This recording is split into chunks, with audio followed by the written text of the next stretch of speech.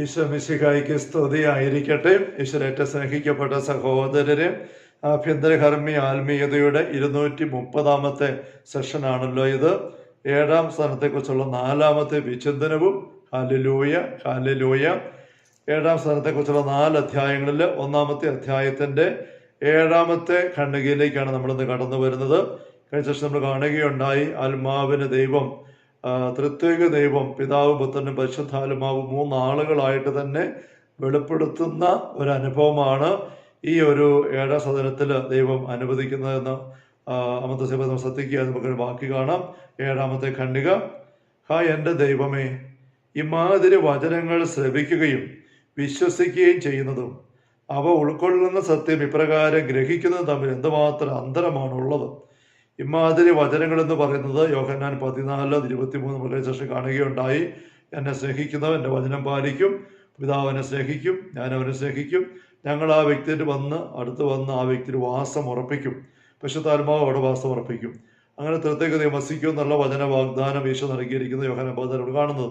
ഇങ്ങനെയുള്ള വചനങ്ങൾ നമ്മൾ ബൈബിളിൽ വായിച്ചറിയുകയും അതേപ്പറ്റി ചിലപ്പോൾ ചിന്തിക്കുകയും പറയുകയും കേൾക്കുകയും ഒക്കെ ചെയ്യുന്നതും, അതേസമയം അത് യഥാർത്ഥത്തിൽ അനുഭവിച്ചറിയുകയും ചെയ്യുന്നവർ എന്തൊരു അന്തരമാണുള്ളത് നമ്മൾ തിരിച്ച് പറയുകയാണ്. നമുക്കറിയാം, അനുഭവം എപ്പോഴും അറിവുമായിട്ട് ഒരുപാട് വ്യത്യാസമുണ്ട്. ബേക്കറി ചെന്നിട്ട് ചില അലമാരിക്കകത്തിരിക്കുന്ന പലഹാരങ്ങളെല്ലാം ഓരോന്നും കണ്ട് അതേപ്പറ്റി ബേക്കറിക്കാരോട് ചോദിച്ച് അതെങ്ങനെ ഉണ്ടാക്കി അതിൻ്റെ രുചിയും കാര്യമെല്ലാം എത്ര ചോദിച്ച് അറിഞ്ഞ് കുറിച്ചെടുത്താലും അത് ഒരെണ്ണം വാങ്ങിച്ച് കഴിച്ചു നോക്കുമ്പോൾ കിട്ടുന്ന അനുഭവം ആവുകയാലും നമുക്കറിയാം. എന്ന് പറഞ്ഞ പോലെ വചനത്തിൽ നമ്മൾ ദൈവത്തെക്കുറിച്ച് അവിടെ നിന്ന് നമ്മൾ വസിക്കുന്നു എന്നുള്ള കാര്യം എത്ര വായിച്ചും ധ്യാനിച്ചും പങ്കുവെച്ചും പഠിപ്പിച്ചും കേട്ടും ഒക്കെ പോകുന്നതും അത് യഥാർത്ഥത്തിൽ അനുഭവമാകുന്നവർ എന്തൊരു വലിയ അന്തരമാണെന്ന് അമൃതശ്വര പറയുന്നതാണ്. എൻ്റെ ദൈവമേ, ഇമാതിരി വചനങ്ങൾ ശ്രവിക്കുകയും വിശ്വസിക്കുകയും ചെയ്യുന്നതും അവ ഉൾക്കൊള്ളുന്ന സത്യപ്രകാരം ഗ്രഹിക്കുന്നതിന് എന്തുമാത്രം അന്തരമാണുള്ളത്. ഈ ആത്മാവിൻ്റെ വിസ്മയം ദൈനംദിനം വർദ്ധിക്കുകയാണ്. അപ്പോൾ ഈ അനുഭവത്തിലേക്ക് വന്നു കഴിയുമ്പോഴേക്കും ആശ്ചര്യം കൊണ്ട് വിസ്മയം കൊണ്ട് ഈ ആത്മാവ് നിറയുകയാണ്.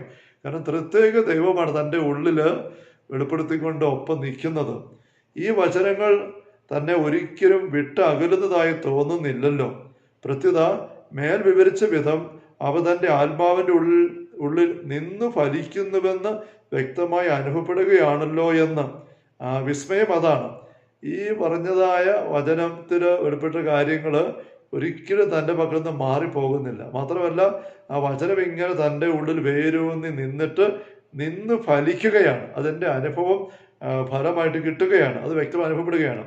ഉള്ളിലെന്ന് പറഞ്ഞാൽ ഉള്ളിൻ്റെ ഉള്ളിൽ ഏറ്റവും അഗാധമായ ഒരു രംഗത്താണ് ഈ ദിവ്യ സംസർഗം അനുഭവപ്പെടുന്നത്. മദ്രസ പറയുകയാണ്, 7ാം സദനത്തിലാണ്. ഇപ്പം ഏറ്റവും അകത്ത് 7 മുറി ഉള്ളിലോട്ട് കയറിയിട്ടാണെന്നുള്ളത് വ്യക്തമാണ് മദ്രസ ഉദാഹരണം കൊണ്ട് തന്നെ.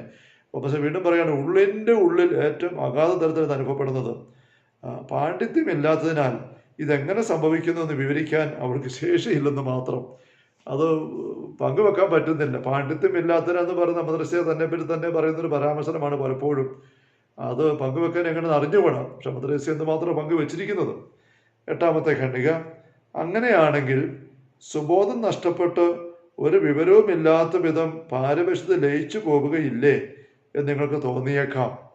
അപ്പം ഇങ്ങനത്തെ ഒരു അനുഭവം വന്നു കഴിഞ്ഞാൽ പിന്നെ പരവേശപ്പെട്ട് ബോധമൊന്നുമില്ലാതെ, പരിസരബോധമില്ലാതെ വീണ് കടന്നു പോവുകയല്ലേ, ആനന്ദമൂർച്ഛ എന്നൊക്കെ നേരത്തെ കണ്ടതുപോലെ. അങ്ങനെയല്ല സംഭവിക്കാൻ സാധ്യത എന്ന് നിങ്ങൾക്ക് തോന്നിയേക്കാം. അങ്ങനെയല്ല മദ്രസ പറയാണ്. ദൈവ ശുശ്രൂഷ സംബന്ധിച്ച കാര്യങ്ങളിൽ അവൾ പൂർവാധിക ശ്രദ്ധാലുവാണ്. അപ്പം ഇങ്ങനൊരു ആന്തരിക അനുഭവം ഉള്ളിൽ കിട്ടിക്കഴിയുമ്പോഴേക്ക് ദൈവത്തിൻ്റെ കാര്യങ്ങളിൽ വ്യാപരിക്കുക, ഏർപ്പെടുക, ശുശ്രൂഷ വ്യാപരിക്കുന്നതിനകത്ത് ഇതുവരെ ഉണ്ടായതിനേക്കാൾ കൂടുതൽ ശ്രദ്ധ ഉണ്ടാവുകയാണ് മദ്രസ പറയുകയാണ്. അങ്ങനെയുള്ള കർത്തവ്യങ്ങളൊന്നും ഇല്ലാത്തപ്പോൾ ഹൃദ്യമായ ആ സംസർഗത്തിലേക്ക് പിന്തിരിയുകയും ചെയ്യുന്നു. അപ്പോൾ ഈ സാന്നിധ്യം നിരന്തരം ഉണ്ട്. പക്ഷെ ജോലി ചെയ്യാനായിട്ട്, ശുശ്രൂഷ നിർവഹിക്കാനായിട്ട്, ചുമതല നിർവഹിക്കാൻ ആവശ്യം വരുമ്പോൾ ഈ സാന്നിധ്യാനുഭവം അങ്ങനെ വെച്ചുകൊണ്ട് തന്നെ ഇറങ്ങി കാര്യങ്ങൾ ഏർപ്പെടും. താല്പര്യത്തോടെ, ശ്രദ്ധയോടുകൂടെ. പ്രത്യേകമായിട്ട് ചെയ്യേണ്ട കാര്യം ഒന്നുമില്ലാത്തപ്പോഴോ പെട്ടെന്ന് അകത്തേക്ക് തിരിഞ്ഞിട്ട് തമ്പുരാന്റെ സാന്നിധ്യം നിരന്തരം അനുഭവിച്ചുകൊണ്ട് ആയിരിക്കുകയും ചെയ്യും. ആത്മാവ് ദൈവത്തെ വിട്ട് അകലാത്ത പക്ഷം തൻ്റെ ദിവ്യ സാന്നിധ്യത്തിൻ്റെ ബോധപൂർവമായ അനുഭൂതി അവൾക്ക് നൽകുന്നതിൽ അവിടുന്ന് ഒരിക്കലും അലംഭാവം പ്രദർശിപ്പിക്കുകയില്ലെന്നാണ് എനിക്ക് തോന്നുന്നത്.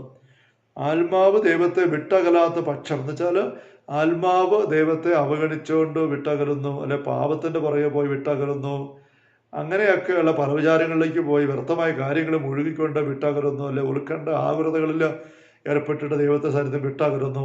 അങ്ങനെ നമ്മുടെ ഭാഗത്ത് ആത്മാവിൻ്റെ ഭാഗത്തു നിന്നൊരു വീഴ്ച വന്നിട്ട് അകന്നു പോകുന്നില്ല എങ്കിൽ, അല്ലാത്ത പക്ഷം ദൈവത്തിൻ്റെ ഭാഗത്ത് എങ്ങനെയാണ് തൻ്റെ ദിവ്യസാന്നിധ്യത്തിൻ്റെ ബോധപൂർവമായ അനുഭൂതി അവൾക്ക് നൽകുന്നതിൽ അവിടുന്ന് ഒരിക്കലും അലംഭാവം പ്രദർശിപ്പിക്കുകയില്ലെന്നാണ് എനിക്ക് തോന്നുന്നത്. ദൈവം എപ്പോഴും തന്നുകൊണ്ടേയിരിക്കും.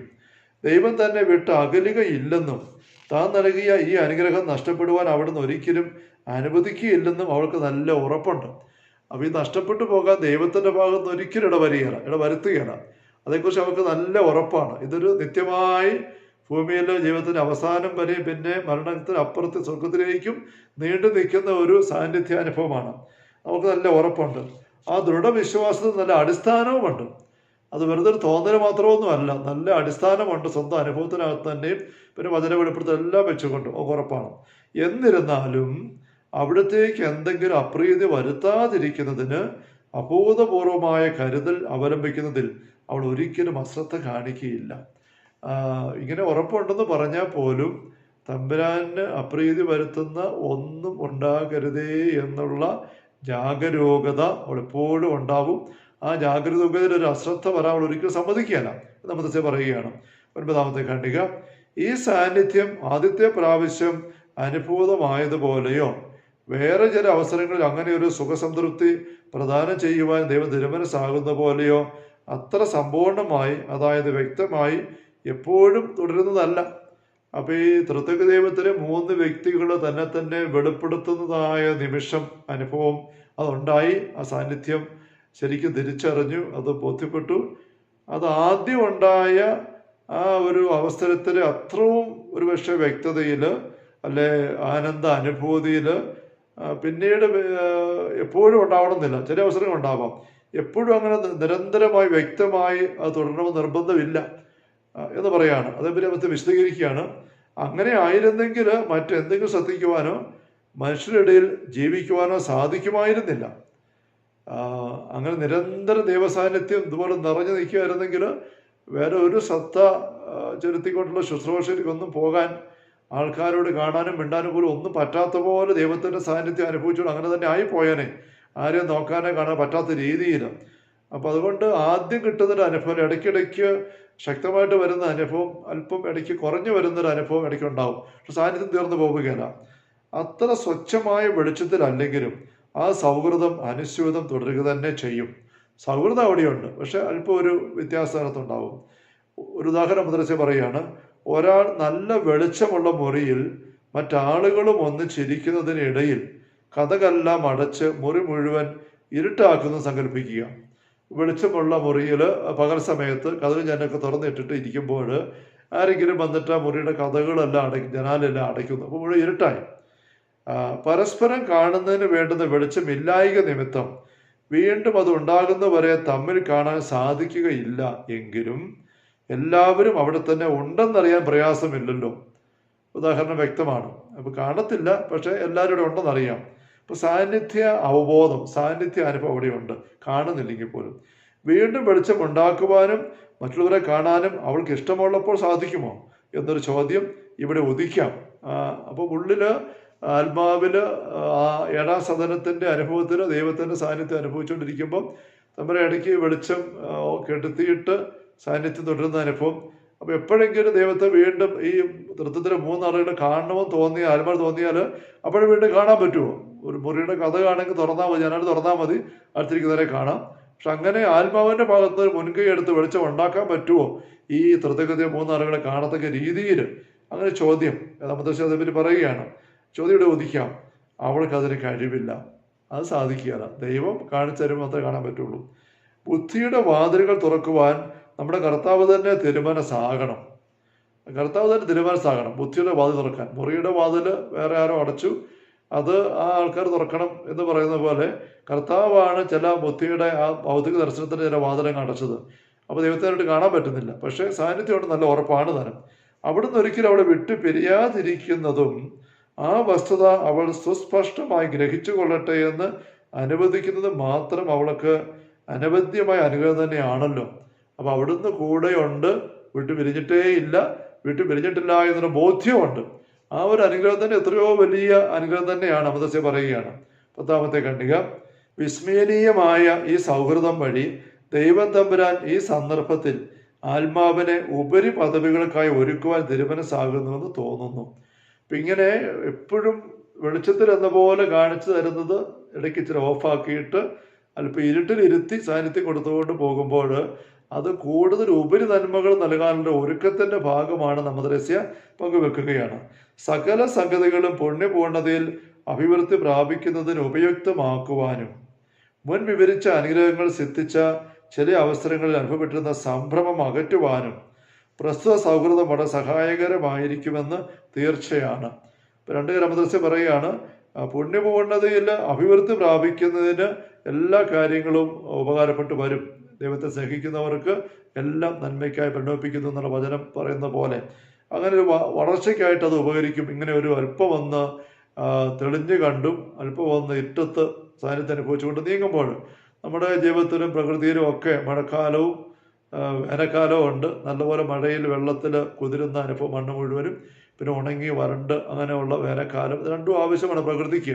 രാത്രിയും പകലും ആവശ്യമാണ് എന്ന് പറയുന്നിടത്ത് ഒരു അവസ്ഥ അന്തരം അത് വളർച്ചയ്ക്ക് നന്മയ്ക്കോട് വരും. വീണ്ടും പറയാണ്, ഈ അനുഗ്രഹം സിദ്ധിച്ച ആദ്യ അവസരങ്ങളിൽ അനുഭവപ്പെട്ടത് സംഭ്രമം അകറ്റുവാനും, സംഭ്രമത്തിൻ്റെ ഒരു ചെറിയ അവസ്ഥ ഉണ്ടായിരിക്കാം, അത് അകറ്റിക്കളയാനായിട്ടും ഇങ്ങനെയുള്ള ഒരു സൗഹൃദത്തിൻ്റെ അനുഭവം സഹായകരമായിരിക്കുമെന്ന് തീർച്ചയാണ്.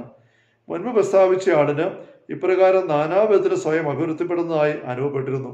നേരത്തെ പറഞ്ഞതായ വ്യക്തിയുടെ അനുഭവത്തിൽ ഇങ്ങനെ പലതരത്തിൽ ഈ അനുഭവങ്ങൾ അഭിവൃദ്ധിക്കുള്ള അവസരമായി മാറിയതായിട്ട് അനുഭവപ്പെട്ടിരുന്നു. അപ്പോൾ നേരത്തെ പറഞ്ഞത് നമ്മൾ മനസ്സിലാക്കിയിട്ടുണ്ട്, അമൃതസ്യയുടെ തന്നെ അനുഭവമാണ് മുക്കാലും പങ്കുവച്ചുകൊണ്ടിരിക്കുന്നത്. അതേസമയം വേറെ ഏറെ സഹോദരന്മാരുടെ അനുഭവങ്ങൾ അമൃതസ്യ അവിടെ പങ്കുവെക്കുന്നുണ്ട്. അപ്പോൾ ആരുടെ കാര്യമായാലും ഇങ്ങനെയുള്ള വളരെ തുറന്ന് വെളിച്ചത്തിൽ കാണുന്നതും അല്പം മങ്ങല് അല്ലെ ഇരുട്ടത്ത് സാന്നിധ്യം അനുഭവിച്ചുകൊണ്ട് നീങ്ങുന്നതും വളർച്ചയ്ക്കായിട്ട് അഭിവൃദ്ധിക്ക് അനുഭവപ്പെട്ടിരുന്നു. അധ്വാനവും കർത്തവ്യ ബാഹുല്യവും എന്തുമാത്രമായിരുന്നാലും ആത്മാവിൻ്റെ സർവപ്രധാനമായ അംശം ചേതസ് ഈ സദനത്തിൽ നിന്ന് വ്യതിചരിക്കുന്നതായി ഒരിക്കലും അവൾക്ക് തോന്നിയിരുന്നില്ല. അപ്പോൾ ഇടയ്ക്ക് എന്തുമാത്രം അധ്വാനം, ജോലി, ഉത്തരവാദിത്വം, കർത്തവ്യം എല്ലാം പോയാലും ആത്മാവിൻ്റെ സർവപ്രധാനമായ അംശം, അതാണ് അമൃതസ്യ തേജസ് എന്ന് പറയുന്ന സ്പിരിറ്റ് നേരത്തെ പറഞ്ഞത്. അങ്ങനെ വശം അതൊരിക്കലും ഈ ഒരു ദൈവസാന്നിധ്യമുള്ള മുറിയിൽ നിന്ന് മാറുന്നതായിട്ട് അവൾക്ക് തോന്നിയിരുന്നില്ല, അമൃതയ്ക്ക് തോന്നിയിരുന്നില്ല. തന്നിമിത്തം ആത്മാവിന് ഭാഗാന്തരമുണ്ടെന്ന് വിചാരിക്കുവാൻ ന്യായമുള്ളതായി അവൾക്ക് തോന്നി. ഭാഗാന്തരം, ആത്മാവിൽ തന്നെ 2 ഭാഗം, ഈ സ്പിരിറ്റ്, തേജസ്, ആത്മാവ്, സോള്, അങ്ങനെ ആത്മാവിൽ തന്നെ ഈ ഭാഗവും ആ ഭാഗവും, അങ്ങനെ ഒരു വ്യത്യാസം, ഭാഗത്തിന് അന്തരമുണ്ട് എന്ന് അവൾക്ക് തോന്നി. Hallelujah, hallelujah, hallelujah.